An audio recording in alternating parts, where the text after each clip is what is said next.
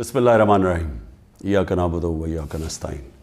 मेरे पाकिस्तानियों, कल मैं FIA की इन्वेस्टिगेशन साइफ़र के ऊपर जो हो रही है उसमें मैं कल शिरकत कर रहा हूँ।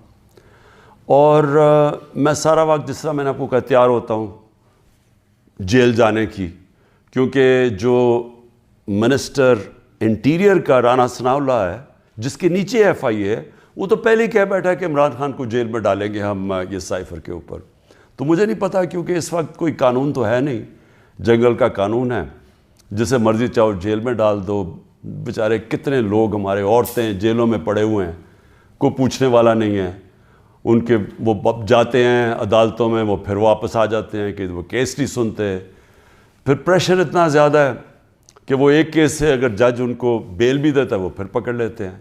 लेकिन औरतों को, यानी उनके बच्चे हैं, उनको जेलों में रखा हुआ है, और यानी पुरअमन एहतजाज करने पे जेलों में रखा हुआ है। तो इसलिए कानून तो है ही नहीं, तो कभी भी कुछ हो सकता है। इसलिए मैं पहले आपको आगाह कर दूं, क्योंकि मीडिया सारा कंट्रोल्ड है।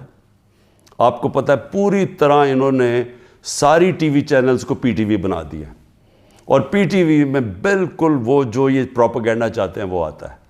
और मैं फिर आज याद कराना चाहता हूँ कि कौम उन सारे सहाफ़ियों की तरफ देख रही है, मीडिया हाउसेस की तरफ देख रही है, जिन्होंने हमारे दौर में तो पूरी जिहाद की थी आज़ादी सहाफ़त, और इतनी सी बात होती थी, गालियाँ भी हमें पड़ रही होती थी, और हमें कह रहे थे कि हम मीडिया के ऊपर कोई बड़ी सख्ती कर रहे हैं। तो ज़रा मुआजना करें, थोड़े देर कौम तो कर ही रही है कि आपकी ये वक्त तो गुज़र जाएगा, लेकिन कौम ये याद रखेगी कि कौन से लोग खड़े हुए थे। वो इमरान रियाज़ को याद रखेगी ये सारी कौम, कि वो कम से कम अपने मौक़िफ़ पे खड़ा रहा। इस मुल्क के अंदर जो सहाफ़ी होते हैं, जो एक जहाद करते हैं हक़ और सच के लिए, जिस तरह अरशद शरीफ थे, कौम इनको हमेशा याद रखेगी। अरशद शरीफ शहीद को, वो जो 4 जर्नलिस्ट मुल्क से बाहर चले गए, लेकिन उन्होंने कॉम्प्रोमाइज़ नहीं किया। उन्होंने किसी प्रेशर में आके राय हक से नहीं उतरे। वो जिनको यहाँ मारें पड़वाई गई, जलील किया गया, और वो जो जिनके बड़े नाम हैं और पुराने सहाफ़त में नाम है, हम तो कौम उनको भी देख रही है और उनको सलाम कर रही है, और उनको भी देख रही है जिनके ज़मीर मर चुके हैं। तो मैं FIA का ज़रा आपको समझा दूं कि ये केस है क्या। ना तो अभी तक मुझे कोई क्वेश्चनर मिला है कि ये मेरे से क्या पूछना चाहते हैं, तो मेरी कोई तैयारी नहीं है। लिखा ये हुआ है कि जी अपने साथ डॉक्यूमेंट्स लेके आएँ। मुझे यही नहीं पता कि आपने पूछना क्या, तो डॉक्यूमेंट्स में क्या लेके आऊँ। और फिर से मैं ये कह दूँ कि आपके इंटीरियर मिनिस्टर तो फैसला कर बैठा है, वो तो जज, जूरी, एक्सिक्यूशन है कि जेल में डाल रहे उसको। तो आपके लिए इशू है क्या। साइफ़र फिर से मैं आपको याद करा दूँ, साइफ़र होता क्या है। एक खुफिया जो कम्युनिकेशन होती है, खुफिया जो पैगाम भेजा जाता है, पाकिस्तान के एम्बेसडर्स जो फ़ॉरेन ऑफिस को पैगाम भेजते हैं, वो एक खुफिया कोड के मुताबिक भेजते हैं, उसको साइफ़र कहते हैं। तो वो जो साइफ़र होता है, ये बड़ा ज़रूरी है आपने समझना, वो वाकई उसको सीक्रेट रखना, उसको खुफिया रखना बहुत ज़रूरी है। क्योंकि एक दफ़ा वो कोड दुनिया को पता चल जाए, तो सारे जितने भी आपके एम्बेसडर्स खुफिया मैसेजेस भेज रहे होते हैं फ़ॉरेन ऑफिस बाहर की दुनिया से, वो सारे पब्लिक हो जाएंगे, जिस तरह विकी लीक्स के अंदर पब्लिक हो गए थे। याद रखें, विकी लीक्स में अमेरिकन एम्बेसडर्स जो डॉक्यूमेंट्स भेजते थे, जो कम्युनिकेशन भेजते थे अपने स्टेट डिपार्टमेंट को, वो सारे पब्लिक हो गए थे। और उसमें कई इंकशाफ हुए, जिसमें देखने वाला है जो पाकिस्तान के अंदर हमारे सियासतदान वो क्या बातें कर रहे थे एम्बेसडर से, वो भी देखने वाले हैं कि कितने दोगले थे। और उन्होंने, मैं ये अल्लाह का शुक्र है, मैं ये कहता हूँ, उन्होंने कहा कि एक आदमी है जो हमारे से बात करता है, वो पब्लिक से करता है। बाकी उन्होंने कहा बाकी जितने पॉलिटिशियन हैं वो हमें कुछ कहते हैं, पब्लिक में जाके कुछ कहते हैं। बहरहाल, तो वो साइफ़र को सीक्रेट रखना बड़ा अहम है। तो क्या इमरान खान ने वो जो साइफ़र जो कोड थी उसको पब्लिक किया? اب یہ آپ سمجھ جائیں کہ جو سائفر آتا ہے فورن آفس کے اندر وہ کبھی کسی کے پاس نہیں جاتا, وہ صرف فورن آفس میں رہتا ہے, وہ چوری نہیں ہو سکتا, وہ فورن آفس میں پڑا ہوتا ہے. جو ہمارے پاس آتا ہے اور جس میں prime minister, president, army chief, ISI کا چیف اور پھر ایک جاتا ہے اس کا جو جاتا ہے کیبنٹ سیکرٹری کے پاس, یہ یاد رکھیں کہ یہ وہ سائفر نہیں جاتا. یہ سائفر کا جو مفہوم ہوتا ہے وہ اپنے لفظوں میں لکھ کے ہمارے پاس پہنچتا ہے. تو سائفر فورن آفس میں رہتا ہے, وہ کبھی وہ نہ چوری ہوا ہے, نہ وہ اور کوئی دیکھ سکتا ہے, نہ پرائم منسٹر, ہم کوئی نہیں دیکھ سکتے, کیونکہ یہ سائبر سیکیورٹی کا قانون ہے جو کہ کیبنٹ ڈویژن بتاتی ہے ان کو, فورن آفس کو. تو پہلے تو یہ سائٹ پہ کر دیں کہ سائفر کا جو کوڈ تھا وہ کبھی بھی پبلک نہیں ہوا, کسی نے نہیں وہ دیکھا بشمول پرائم منسٹر کے, ہم نے کسی نے نہیں وہ دیکھا. ہمارے پاس وہ آیا کہ وہ سائفر کے اندر ایمبیسڈر اسد مجید اور ڈونلڈ نون نے کیا بات چیت کی, وہ ہمارے پاس آیا. اب سب کے لیے وہ میں نے بڑے احتیاط سے اس کو جب میرے سامنے آیا تو بڑے ہم نے احتیاط کی.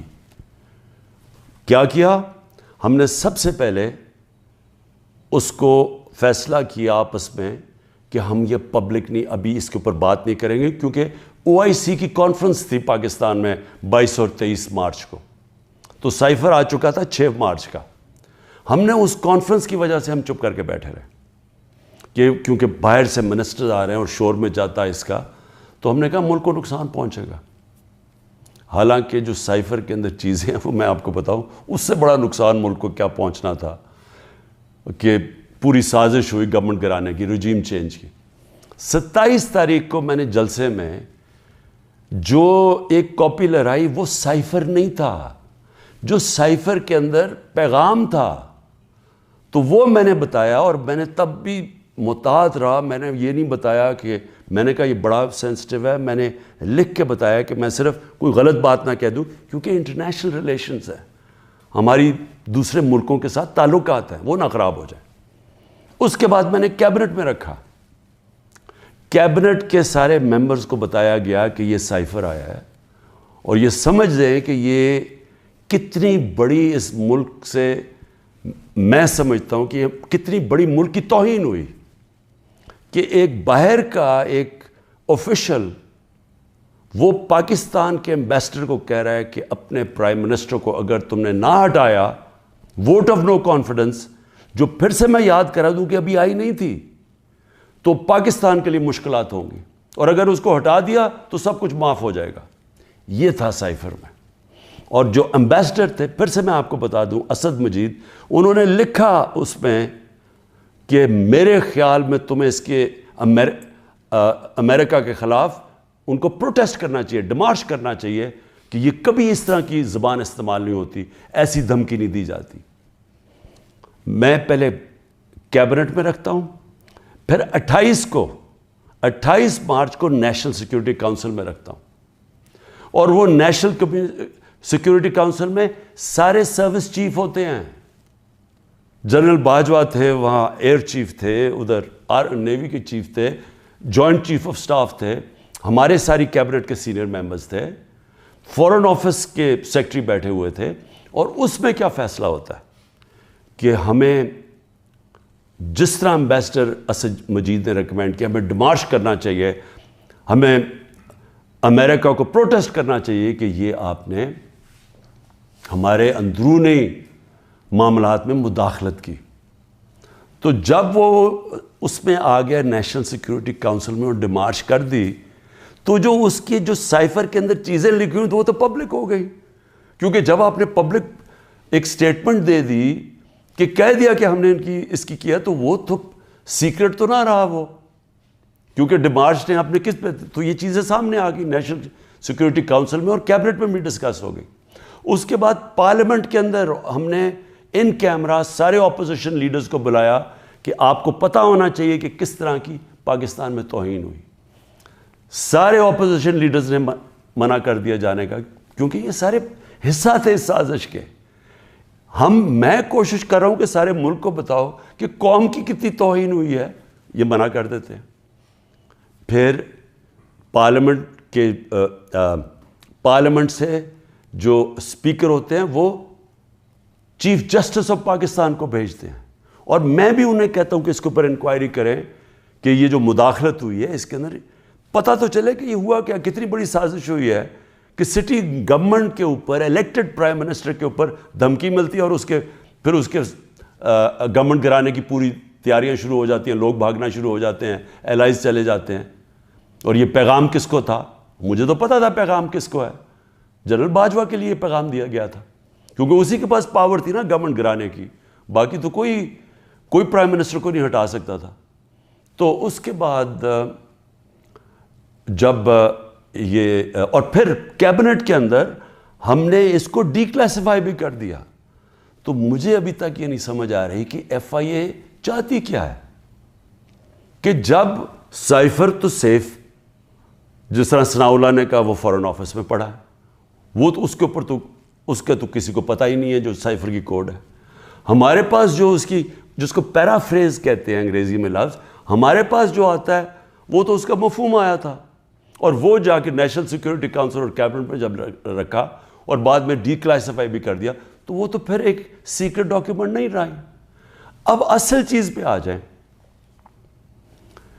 کہ کیا کسی ملک میں کوئی بتا سکتا ہے, ہمارا تو 25 کروڑ کی آبادی ہے, کسی 50 لاکھ کی آبادی, چھوٹے چھوٹے نیوزی لینڈ جیسے شہر, چھوٹے سے یعنی ملک, اور کتنے ہیں ایسے, ہالینڈ ہیں, چھوٹے چھوٹے شہر ہیں, چھوٹی چھوٹی آبادی ہے.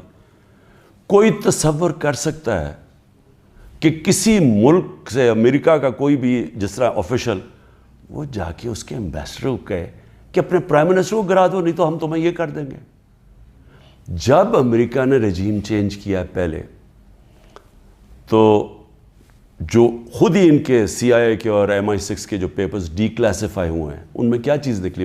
مصدق کی گورنمنٹ گرائی گئی, رجیم چینج کیا گیا 1950 کی دہائی میں, تو وہ تو کوئی سائفر نہیں بھیجا وہاں, وہ تو کوئی ایمبیسڈر سے پیغام نہیں بھیجا, وہ تو پہلے پوری سازش کی گئی اپوزیشن کے ساتھ مل کے, میڈیا کے ساتھ میڈیا پہ پیسہ چلا, پہلے اس کو برا بھلا کہا گیا, اور پھر ان کے آرمی چیف کے ذریعے اس کی گورنمنٹ گرا دی.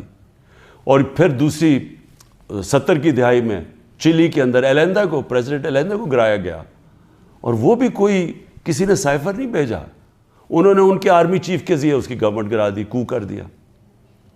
تو جب رجیم چینج ساؤتھ امریکہ میں بھی ہوتا ہے تو اس طرح تو پھر بھی نہیں ہوتا کہ پہلے وہ کوئی ایمبیسڈر سے دھمکی دی جائے. تو میں آخر میں یہ کہنا چاہتا ہوں اپنی قوم سے کہ دیکھیں, یہ کوششیں ساری ہو رہی ہیں کسی نہ کسی طرح عمران خان کو راستے سے ہٹانے کی. یہ پوری ہر چیز کے پتہ نہیں 180 کیسز ہیں, اور ایک اور وارنٹ بھی نکلا ہی ہے. الیکشن کمیشن کی توہین ہو گئی, یہ دنیا میں آپ نے نہیں کبھی سنا, عدالتوں کی تو توہین ہوتی ہے, الیکشن کمیشن کی توہین ہونے وارنٹ نکلائیں. پوری کوشش ہے کسی نہ کسی طرح اس کو جیل میں ڈال دیں. میں کھڑا ہوں, جیل کے لیے بھی تیار ہوں, لیکن قوم کو میں یہ بتا دوں کہ میں انشاءاللہ ہر کیس کا ثابت کروں گا اسی ملک میں بیٹھ کے کہ ہر کیس انہوں نے جعلی بنایا ہے, بوگس بنایا ہے, اور ہر کیس جب عدالت میں جائے گا, جب سنا جائے گا, کوئی جج بھی سزا نہیں دے سکتا پورا کیس سن کے, کیونکہ یہ سارے جعلی کیسز ہیں. اور اس کا مقصد اس ملک میں انصاف نہیں لانا, اس ملک میں انصاف کی قبر کھودنی ہے, تاکہ کسی طرح جنگل کا قانون جو طاقتور ہے وہ کسی طرح اس ملک کی جمہوریت بھی ختم کر دے, وہ طاقتور اس ملک کی عوام کی آواز ختم کر دے, وہ اس ملک کی سب سے بڑی پارٹی کو کسی طرح ختم کر دے, اور کسی نہ کسی طرح یہ چوروں کا ٹولہ جو 30 سال سے ملک کو لوٹ رہا ہے, کسی نہ کسی طرح اس کو پھر اوپر بٹھا دے. یہ ہے ساری کے. پاکستان زندہ باد.